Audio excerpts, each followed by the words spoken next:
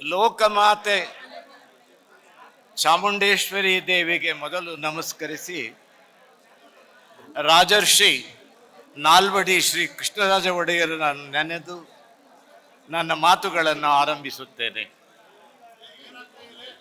ಬಹುಭಾಗ್ಯಗಳ ಬ್ರಹ್ಮ ಎಂಬ ಕೀರ್ತಿ ಗಳಿಸಿರುವ ಮುಖ್ಯಮಂತ್ರಿ ಸಿದ್ದರಾಮಯ್ಯನವರೇ, ಜನಾನುರಾಗಿ ಉಪಮುಖ್ಯಮಂತ್ರಿ ಶ್ರೀ DRK ಶಿವಕುಮಾರ್ ಅವರೇ, ಮೈಸೂರಿನ ಭವ್ಯ ಪರಂಪರೆಯನ್ನು ಇನ್ನೂ ಭವ್ಯತರವಾಗಿಸಲು ಟೊಂಕ ಕಟ್ಟಿ ನಿಂತಿರುವ HC ಮಹದೇವನವರೇ, ಕನ್ನಡ ಮತ್ತು ಸಂಸ್ಕೃತಿ ಇಲಾಖೆಗೆ ನವಚೈತನ್ಯ ನೀಡುತ್ತಿರುವ ಶ್ರೀ ಶಿವರಾಜ ತಂಗಡಿಗೆ ಅವರಂತಿಹಿ, ಸೋತ ಪಕ್ಷವು ಮತ್ತೆ ಅಧಿಕಾರಕ್ಕೆ ಬರಲು ಜನಮನವನ್ನು ತಮ್ಮ ಪರವಾಗಿ ಒಲಿಸಿಕೊಳ್ಳಲು 5 ವರ್ಷದಲ್ಲಿ ಸಜ್ಜಾಗಬಹುದು. ಸರ್ಕಾರವನ್ನು ಉರುಳಿಸುವ ದುರಾಲೋಚನೆ ಬರಬಾರದು. ದಿನನಿತ್ಯ ಪತ್ರಿಕೆಗಳಲ್ಲಿ ಪರಸ್ಪರ ದೋಷಾರೋಪಣೆ, ವೈಯಕ್ತಿಕ ನಿಂದನೆ, ಅವಾಚ್ಯ ಶಬ್ದಗಳ ಬಳಕೆ ಓದಿ ಯುವಕರು ಇದನ್ನೇ ಮಾದರಿಯಾಗಿ ಮುಂದುವರಿಸಿದರೆ ಏನಪ್ಪ ಗತಿ ಎಂದು ಜನರು ಬೇಸರಗೊಂಡಿದ್ದಾರೆ. ತಾಯಿ ಚಾಮುಂಡೇಶ್ವರಿ ದೇವಿ ಇನ್ನು ಮುಂದೆ ಈ ಪದ್ಧತಿ ನಿಂತು ಸಮಾಜಮುಖಿ ಚಿಂತನೆಯನ್ನು ಒಳಗೊಂಡು ಸಮೃದ್ಧ ರಾಷ್ಟ್ರ ನಿರ್ಮಾಣಕ್ಕೆ ಹಮ್ಮಿಕೊಂಡಿರುವ ಯೋಚನೆಗಳನ್ನು ನಿರೂಪಿಸುವಂತೆ ಸ್ಫೂರ್ತಿ ಕೊಡಬೇಕೆಂದು ಪ್ರಾರ್ಥಿಸುತ್ತೇನೆ. ಕರ್ನಾಟಕದ ಜನರ ಪರವಾಗಿ ಈ ನಾಡ ಹಬ್ಬವನ್ನು ಸಂತೋಷದಿಂದ ಉದ್ಘಾಟಿಸಿದ್ದೇನೆ. ನನ್ನ 88 ವರ್ಷದ ದೀರ್ಘ ಜೀವನದಲ್ಲಿ ಇನ್ನು 5 ದಿವಸಕ್ಕೆ 89ನೇ ವರ್ಷಕ್ಕೆ ಕಾಲಿಡುತ್ತಿರುವ ನನ್ನ ದೀರ್ಘ ಜೀವನದಲ್ಲಿ ಮರೆಯಲಾಗದ ಮಧುರ ಸ್ಮೃತಿಯ ಕ್ಷಣಗಳನ್ನು ಕಲ್ಪಿಸಿಕೊಟ್ಟ ನಮ್ಮ ಹೆಮ್ಮೆಯ ಕರ್ನಾಟಕ ಸರ್ಕಾರಕ್ಕೆ ಅಂತಃಕರಣ ತುಂಬಿದ ಕೃತಜ್ಞತೆಗಳು.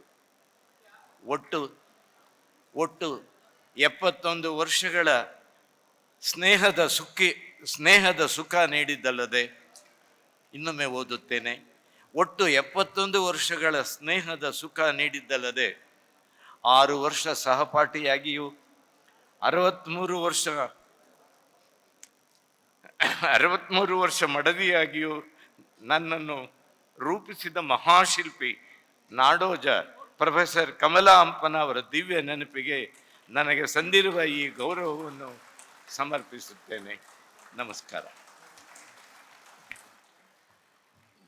ದೂರದರ್ಶನದ ಮುಂದೆ ಕುಳಿತು ಈ ಕಾರ್ಯಕ್ರಮದ ವೈಭವವನ್ನು ಕಣ್ತುಂಬ ತುಂಬಿಕೊಳ್ಳಲು ಕುಳಿತಿರ್ತಕ್ಕಂತಹ ಕನ್ನಡ ನಾಡಿನ ಅಮೃತ ಪುತ್ರರೇ, ತಮಗೆಲ್ಲರಿಗೂ ನನ್ನ ಗೌರವಪೂರ್ವಕ ನಮಸ್ಕಾರಗಳು. ಪ್ರಜಾಪ್ರಭುತ್ವದಲ್ಲಿ ಮುಡಿಯ ಮಾಣಿಕ್ಯ ನಮ್ಮ ಪ್ರಭುತ್ವಗಳಲ್ಲಿ ಅದು ಮುಡಿಯ ಮಾಣಿಕ್ಯ ಪ್ರಜಾಪ್ರಭುತ್ವ. ಕಳೆದ ತಿಂಗಳು ಸೆಪ್ಟೆಂಬರ್ 15ರಂದು ತೆಂಕಣದ ಚಾಮರಾಜನಗರದಿಂದ ಬಡಗಣದ ಬೀದರ್ವರೆಗೆ ಪ್ರಜಾಪ್ರಭುತ್ವದ ಬೇರುಗಳನ್ನು ಗಟ್ಟಿಗೊಳಿಸುವ ಮತ್ತು ಮಹತ್ವವನ್ನು ಮನಗಾಣಿಸುವ ವಿಶ್ವ ದಾಖಲೆಯ ಮಾನವ ಸರಪಳಿಯನ್ನು ಆಯೋಜಿಸಿದ್ದು ಸಮಯೋಚಿತವೂ ಅಭಿನಂದನಾರ್ಹವೂ ಆಗಿದೆ. ವರಸೆಯಾಗಿ ಅನೇಕ ಭಾಗ್ಯಗಳ ಮಳೆಗರೆದಿರುವ ಈ ಸರ್ಕಾರ ನಡೆಸಿದ ಅರ್ಥಪೂರ್ಣವಾದ ಮಾನವ ಸರಪಣಿ ಯೋಜನೆಯು ಅಮೂರ್ತ ರೂಪದ ಇನ್ನೊಂದು ಸೃಜನಾತ್ಮಕ ಭಾಗ್ಯವೆಂದೇ ನಾನು ಪರಿಗಣಿಸುತ್ತೇನೆ. ಏಕೆಂದರೆ ಸೇತುವೆಗಳನ್ನು ಧ್ವಂಸ ಮಾಡಿ ಕಂದರ ಪ್ರಪಾತಗಳನ್ನು ನಿರ್ಮಿಸುತ್ತಿರುವ ದುರಂತವನ್ನು ನಿವಾರಿಸಲು ಮನುಷ್ಯರನ್ನು ಕೂಡಿಸುವ, ರಾಷ್ಟ್ರಗಳನ್ನು ಕೂಡಿಸುವ ಸರಪಳಿಗಳು ಇಂದು ಅತಿ ಜರೂರು. ಸಾಮಾನ್ಯ ಪ್ರಜೆಯೊಬ್ಬರು ಈ ನಾಡ ಹಬ್ಬದ ಸಡಗರದ ಸರಣಿಯನ್ನು ಉದ್ಘಾಟಿಸುತ್ತಿರುವುದು ಆ ಪ್ರಜಾಪ್ರಭುತ್ವದ ಪರಿಕಲ್ಪನೆಯ ಮುಂದುವರಿಕೆಯಾಗಿದೆ. ಇದು ಪ್ರಜಾಪ್ರಭುತ್ವದಲ್ಲಿ ಪ್ರಜೆಯೇ ಪ್ರಭು ಎಂಬ ಸಿದ್ಧಾಂತವನ್ನು ಮಾನ್ಯ ಮಾಡಿದಂತೆ ಜನಮುಖಿ ಕಾಳಜಿಯನ್ನು ಎತ್ತಿ ಹಿಡಿದಂತೆ ಈ ಪವಿತ್ರ ದಸರಾ ಉತ್ಸವ ಸರಣಿ ಕಾರ್ಯಕ್ರಮದ ಉದ್ಘಾಟನೆಯನ್ನು ನಮ್ಮ ನಾಡಿನ ಪ್ರಜೆಗಳ ಪರವಾಗಿ ವಿನಯ ಮತ್ತು ಧನ್ಯತಾ ಭಾವದಿಂದ ನೆರವೇರಿಸುತ್ತಿದ್ದೇನೆ. ಆಸ್ತಿಕತೆ ನಾಸ್ತಿಕತೆ ಕುರಿತ ಚರ್ಚೆ ಇಲ್ಲಿ ಅಪ್ರಸ್ತುತ. ದೇವಾಲಯಕ್ಕೆ ಬಂದವರೆಲ್ಲ ಆಸ್ತಿಕರೆಂದಾಗಲಿ, ಒಳಗೆ ಬರದೆ ದೂರ ಉಳಿದವರೆಲ್ಲ ನಾಸ್ತಿಕರೆಂದಾಗಲಿ ಅಲ್ಲ. ಎಲ್ಲ ದೇಶ ಕಾಲದಲ್ಲೂ ಸಮಾಜ ಮಾನ್ಯ ಮಾಡಿದ ಶಿಷ್ಟ ಪರಂಪರೆಯ ಸ್ರೋತವೊಂದು ಜೀವಂತವಾಗಿರುತ್ತದೆ. ಕನ್ನಡಿಗರು 10 ದಿನಗಳ ಈ ದೊಡ್ಡ ಹಬ್ಬವನ್ನು ಆಚರಿಸುತ್ತಾ ಬಂದಿದ್ದಾರೆ. ಕೆಲವು ಹಬ್ಬಗಳು ಆಯಾ ಮತಧರ್ಮದವರಿಗಷ್ಟೇ ಸೀಮಿತವಾಗಿರುತ್ತದೆ. ದಸರಾ ಹಬ್ಬ ಮತಧರ್ಮಗಳ ತಾರತಮ್ಯವಿರದೆ ಇಡೀ ನಾಡು ಆಚರಿಸುವ ಸರ್ವ ಜನಾಂಗದ ಹಬ್ಬ. ಅನೇಕ ಹಬ್ಬಗಳು 1-2 ದಿನಗಳಿಗೆ ಸೀಮಿತವಾದರೆ ದಸರೆಯು ಪಾಡ್ಯದಂದು ಅಡಿಯಿಟ್ಟು ಬಿದಿಗೆ ತದಿಗೆಗಳನ್ನು ದಾಟಿ ದಶಮಿಯವರೆಗೆ 10 ದಿನಗಳು ನಡೆಯುವ ಪರ್ವ. ಮೈಸೂರು ಒಡೆಯರು ಶ್ರದ್ಧಾಭಕ್ತಿಗಳಿಂದ ವೈಭವದಿಂದ ಆಚರಿಸಿದರು. ಅದು ನಾಡಿನ ಉದ್ದಗಲಗಳಲ್ಲಿ ಎಷ್ಟೊಂದು ಪ್ರಭಾವ ಬೀರಿತ್ತು ಎಂದರೆ ನನ್ನ ಬಾಲ್ಯದ ನೆನಪು ಮರುಕಳಿಸುತ್ತಿದೆ. ಪ್ರತಿ ವರ್ಷ ನವರಾತ್ರಿಯಲ್ಲಿ ನನ್ನ ತಾಯಿ ಜಾಕಾಯಿ ಪಿಟಾರೆಯಿಂದ ತನ್ನ ತವರು ಮನೆಯ ಬಳುವಳಿಯಾಗಿ ತಂದಿದ್ದ 2 ಬಚ್ಚಣಿಗೆ ಬೊಂಬೆ ಮತ್ತಿತರ ಪ್ರದರ್ಶನ ವಸ್ತುಗಳನ್ನು ತೆಗೆದು ಮಕ್ಕಳಿಗೆ ಕೊಡುತ್ತಿದ್ದರು. ನನ್ನ ತಮ್ಮ ತಂಗಿಯರೊಂದಿಗೆ 100 ಬೊಂಬೆಗಳನ್ನು ಅಲಂಕರಿಸಿ ಮೆಟ್ಟಿಲು ಮೆಟ್ಟಿಲಾಗಿ ಪೇರಿಸಿದ ಹಲಗೆಗಳ ಮೇಲೆ ಒಪ್ಪವಾಗಿ ಜೋಡಿಸುತ್ತಿದ್ದೆವು. ಮರದಲ್ಲಿ ಮಾಡಿದ ಆ 2 ಬಚ್ಚಣಿಗೆ ಬೊಂಬೆಗಳನ್ನು ದೂರ ದೂರ ಇಟ್ಟರೆ ಕೂಡಲೇ ನನ್ನ ತಾಯಿ, ಮಕ್ಕಳೇ, ಅವು 2 ಇದ್ದರೂ ಒಂದೇನೆ, ಅವು ಜೋಡಿ, ಅವು ಶಾಶ್ವತ ದಂಪತಿಗಳು, ಅವನ್ನು ಅಗಲಿಸಬಾರದು. ಈ ಬೊಂಬೆಗಳಂತೆ ಅಗಲದೆ ಗಂಡ ಹೆಂಡತಿ ಬಾಳಿ ಎಂದು ನನ್ನ ತಾಯಿ ತಂದೆ ಹರಸಿಕೊಟ್ಟಿರುವರು. ಇವು ಬರೀ ಮರದ ಬೊಂಬೆಗಳಲ್ಲ, ಮನೆ ಬೆಳಗುವ ಜೋಡಿ ಎಂದು ನನ್ನಮ್ಮ ಹೇಳಿದ ಮಾತುಗಳು ಈಗಲೂ ಮೆಲುಕು ಹಾಕುತ್ತೇನೆ. ಜೋಡಿ ಬೊಂಬೆಗಳು ಆದರ್ಶಗಳನ್ನು ಬಿತ್ತುವ ರೂಪಕಗಳು, ಮೆಟಫರ್ಸ್. ಅರಮನೆ, ರಾಜ ರಾಣಿ, ದೇವತೆಗಳು ಇತ್ಯಾದಿ ಮಾತುಗಳು ಆಲಂಕಾರಿಕ ರೂಪಕಗಳು. ಸಹನೆ ಸೌಹಾರ್ದದಿಂದ ಬಾಳಿದರೆ, ನೆಮ್ಮದಿ ಇದ್ದರೆ ಪ್ರತಿ ಮನೆಯೂ ಅರಮನೆಯೇ, ಎಲ್ಲರೂ ರಾಜರಾಣಿಯರೇ. ನವರಾತ್ರಿಯ ತೆಂಕಣ ಗಾಳಿಗೆ ಮೈಸೂರು ಮೈಕೊಡವಿ ಹೊರಬಿಟ್ಟು ಶೃಂಗಾರಗೊಂಡು ಕಂಗಳಿಸುತ್ತದೆ. ಮೈಸೂರು ಎಂದರೆ ದಸರಾ, ಜಂಬೂ ಸವಾರಿ ಎಂಬ ಮಾತು ಲೋಕ ಪ್ರಸಿದ್ಧಿ ಪಡೆಯಿತು. ಪ್ರಜಾಪ್ರಭುತ್ವ ಬಂದ ಮೇಲೆ ಕೆಲವು ಬದಲಾವಣೆ ಆದವು. ಇದು ಅರಮನೆಯ ಹಬ್ಬವಲ್ಲ, ಜನರು ಆರಿಸಿದ ಸರ್ಕಾರ ನಡೆಸುವ ಉತ್ಸವವನ್ನಾಗಿಸಿ ಇನ್ನಷ್ಟು ಅರ್ಥಪೂರ್ಣವಾಗಿ ಹಿಂದಿನಂತೆಯೇ ಸಂಭ್ರಮದಿಂದ ನಡೆಸುತ್ತಿದ್ದಾರೆ. ಸರ್ಕಾರ ಮತ್ತು ಜನರು ಒಟ್ಟಿಗೆ ಹೆಜ್ಜೆ ಹಾಕುವ ಈ ನಾಡ ಹಬ್ಬಕ್ಕೆ ಹೆಚ್ಚಿನ ಮಹತ್ವವಿದೆ. ಪ್ರಾಯಃ ಇನ್ನು ಮುಂದಿನ ತಲೆಮಾರಿಗೆ ಸಿಗದೆ ಮರೆಯಾಗಬಹುದಾದ ಈ ಮಣ್ಣಿನ, ಈ ನೆಲದ ಘಮಲು, ದೇಸಿಯ ಸೊಗಡು ತುಂಬಿರುವ ಹಬ್ಬ ನಿಲ್ಲಬಾರದು.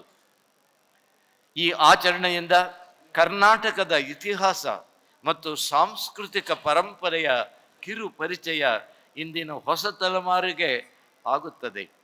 ದೇಸಿ ವಾದ್ಯ ಮೇಳಗಳು, ಕಲೆ, ಕುಣಿತ, ಹಾಡು, ಸ್ತಬ್ಧ ಚಿತ್ರಗಳು, ಬಣ್ಣದ ವೇಷಗಳು, ಕುದುರೆಗಳ ಸಂಚಲನ, ಜಂಬೂ ಸವಾರಿ ಮುಂತಾದವು ಈ ಪರಿಚಯ ಶಾಲಾ ಕಾಲೇಜುಗಳಲ್ಲಿ ಸಿಗುವುದಿಲ್ಲ.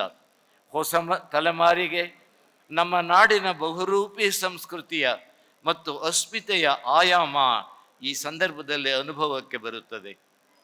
ದಸರಾ ಹಬ್ಬದ ಸಂದರ್ಭದಲ್ಲಿ ಹಿಂದಿನಿಂದ ಪ್ರೋತ್ಸಾಹಿಸುತ್ತಿದ್ದ ದೇಸಿ ಪರಂಪರೆಯಲ್ಲಿ ಕುಸ್ತಿಯು ಒಂದು. ಇನ್ನು ಮುಂದೆಯೂ ದೇಸಿ ಕ್ರೀಡೆಯಾದ ಕುಸ್ತಿಗೆ ಹೆಚ್ಚು ಪ್ರೋತ್ಸಾಹ ಕೊಡಬೇಕು. ನಾಡಿನ ಉದ್ದಗಲಗಳಲ್ಲಿ ಗರಡಿ ಮನೆಗಳು ಇದ್ದವು. ನಾನು ಮಂಡ್ಯದಲ್ಲಿ 6ನೆಯ ತರಗತಿ ವಿದ್ಯಾರ್ಥಿಯಾಗಿದ್ದಾಗ 1948ರಲ್ಲಿ ನಡೆದ ಘಟನೆ ನೆನಪಾಗುತ್ತದೆ. ಆಗ ಮೈಸೂರು ಉಸ್ತಾದ್ ಟೈಗರ್ ರಾಮು ಎಂಬ ಪೈಲ್ವಾನರು ತುಂಬ ಜನಪ್ರಿಯರಾಗಿದ್ದರು. ಅದನ್ನು ಕಂಡು ನಾನು ಪೈಲ್ವಾನ್ ಆಗಬೇಕು ಎಂದು ಗರಡಿ ಮನೆಗೆ ಹೋಗುತ್ತಿದ್ದೆ. ತಲೆ ತುಂಬ ಗುಂಗುರು ಕೂದಲಿತ್ತು.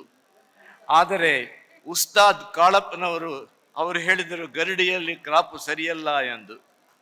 ಸರಿ, ನಾನು ತಲೆ ಬೋಳಿಸಿ ಮನೆಗೆ ಹೋದರೆ ನಮ್ಮ ಚಿಕ್ಕಪ್ಪ, ಎಂಥ ತಪ್ಪು ಮಾಡಿದೆಯೋ ಬೇಕು, ತಂದೆ ಬದುಕಿರುವಾಗ ತಲೆ ಬೋಳಿಸಿ ಅಪಶಕುನವಾಯಿತು ಎಂದು ಚೆನ್ನಾಗಿ ಬೈದು ಗರಡಿ ಮನೆಗೆ ಕಾಲಿಡದಂತೆ ಮಾಡಿದರು. ಅದರಿಂದ ಈ ನಾಡಿಗೆ ಒಬ್ಬ ಶ್ರೇಷ್ಠ ಪೈಲ್ವಾನ ಸಿಗಬಹುದಾದ ಅವಕಾಶ ತಪ್ಪಿತಲ್ಲ ಎಂದು ಈಗಲೂ ವ್ಯಸನವಿದೆ. ನಮ್ಮ ಮುಖ್ಯಮಂತ್ರಿ ಸಿದ್ದರಾಮಯ್ಯ ಮತ್ತು ಉಪಮುಖ್ಯಮಂತ್ರಿ DK ಶಿವಕುಮಾರ್ ಎಷ್ಟೇ ಅಡ್ಡಿ ಆತಂಕಗಳು ಎದುರಾಗುತ್ತಿದ್ದರು ಎದೆಗುಂದದೆ ಸಡ್ಡು ಹೊಡೆದು ಗಟ್ಟಿಯಾಗಿ ನಿಂತಿರುವುದನ್ನು ನೋಡಿದರೆ ಅವರು ಕೂಡ ಗರಡಿ ಮನೆಯಲ್ಲಿ ಸಾಮು ಮಾಡಿರಬೇಕು ಎಂಬ ಗುಮಾನಿ ನನಗಿದೆ. ಅಹುದು, ಜೀವನವೇ ದೊಡ್ಡ ಅಖಾಡ. ಅದರಲ್ಲಿ ಜೀವನದ ಅಖಾಡದಲ್ಲಿ ಧೃತಿಗೆಡದೆ ತೊಡೆ ತಟ್ಟಿ ನಿಲ್ಲಲೇಬೇಕು. ಸಜ್ಜನಿಕೆ, ಸೌಮ್ಯತೆ ಅವು ದೌರ್ಬಲ್ಯವಲ್ಲ, ಆದರೆ ಪ್ರತಿಕೂಲ ಪ್ರವಾಹವನ್ನು ಎದುರಿಸುವ ಧೀಶಕ್ತಿ ಪ್ರತಿಯೊಬ್ಬರಲ್ಲೂ ಇರಬೇಕಾಗುತ್ತೆ. ದೇವಿ ಚಾಮುಂಡಿ ಅದನ್ನು ನಮ್ಮನ್ನು ಅನುಗ್ರಹಿಸುತ್ತಾರೆ. ಅಭೀಷ್ಟವರ ಪ್ರದಾಯಿನಿ ಎಂದು ಭಕ್ತರು ಆರಾಧಿಸುವ ದೇವಿ ಚಾಮುಂಡಾಂಬಿಕೆಗೆ ಪೊಡಮಟ್ಟು ನನ್ನ 3 ಬೇಡಿಕೆಗಳನ್ನು ಈಡೇರಿಸಬೇಕು ಎಂದು ದೇವಿಯಲ್ಲಿ ಜನರ ಪರವಾಗಿ ಪ್ರಾರ್ಥಿಸುತ್ತೇನೆ. ಇಸ್ರೇಲ್ ಪ್ಯಾಲೆಸ್ಟೈನ್, ರಷ್ಯಾ ಉಕ್ರೈನ್ ಇಂಥ ಯುದ್ಧ ನಿಂತು ಮಹಾ ಯುದ್ಧದ ಕಾರ್ಮೋಡಗಳು ಚದುರಿ ನಿತ್ಯ ನಡೆಯುತ್ತಿರುವ ಅಮಾಯಕರ ಮಾರಣ ಹೋಮ ನಿಲ್ಲಲು ಆ ರಾಷ್ಟ್ರ ನಾಯಕರು ಕೂಡಲೇ ಜೀವಪರ ಕಾಳಜಿ ತೋರುವಂತೆ ಅವರಿಗೆ ತಾಯಿ ಪ್ರೇರಣೆ ನೀಡಬೇಕೆಂದು ಬೇಡುತ್ತೇನೆ. ಹೆಣ್ಣು ಭ್ರೂಣ ಹತ್ಯೆ ತಡೆಯಲು ಚಾಮುಂಡಾದೇವಿಯು ತಾಯಿ ತಂದೆಯರಿಗೆ ಸದ್ಬುದ್ಧಿ ಅನುಗ್ರಹಿಸಲೆಂದು ಪ್ರಾರ್ಥಿಸುತ್ತೇನೆ. ಹೆಣ್ಣು ದೇವತೆಗಳು ತಪ್ಪಗಿರುವುದನ್ನು ಕಂಡು ನನಗೆ ಅಚ್ಚರಿಯಾಗುತ್ತದೆ. ಈ ದೇವರುಗಳಿಗೂ ಬಲಿಷ್ಠರನ್ನು ಕಂಡರೆ ಭಯ. ಅಮಾಯಕ ಮುಗ್ಧರಿಗೆ ಕಷ್ಟ ಕೊಡುವರು.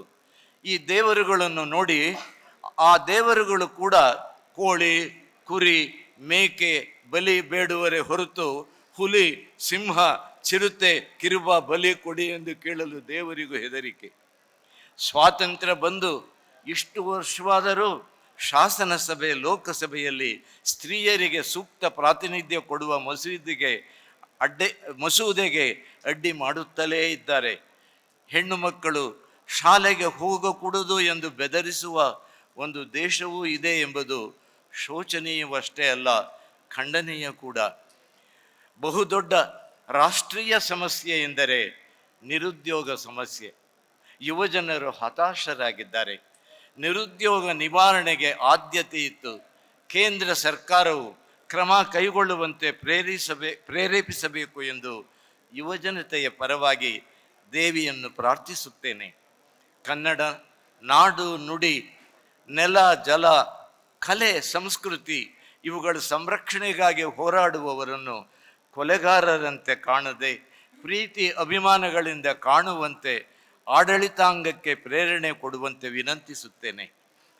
ಸರ್ಕಾರಗಳನ್ನು ಉರುಳಿಸುವ ದುರಾಲೋಚನೆ ಬರದಂತೆ ತಡೆದು ಚುನಾಯಿತ ಸರ್ಕಾರಗಳನ್ನು ಉಳಿಸುವ ಚಿಂತನೆಗಳನ್ನು ಲೋಕಾಂಬಿಕೆಯು ಮೂಡಿಸಲು ಎಂದು ಬೇಡುತ್ತೇನೆ.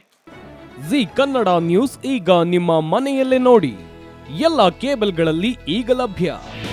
ನಿಮ್ಮ ನೆಚ್ಚಿನ ಜಿ ಕನ್ನಡ ನ್ಯೂಸ್ ಈಗ ಸನ್ ಡೈರೆಕ್ಟ್ ನಲ್ಲಿ number 292, Tata play number 1664, Jio TV number 1334, NXT digital number 30, in cable number 30, city networks 51, U digital number 162, GTPL number 17, Rockline telecommunications number 42, Shri Basaveshwara cable number 168, rural cable network 60, Vinayaka digital 57, Abhishek cable 821, city channel 53, Siddeshwara cable network 57, V4 digital Infotech 628, Surya digital networks 53, Gajanan digital number 836, Malnad Infotech Private Limited number 56, Metrocast number 830, Victory digital number 167ರಲ್ಲಿ ನೋಡಿ ಆನಂದಿಸಿ.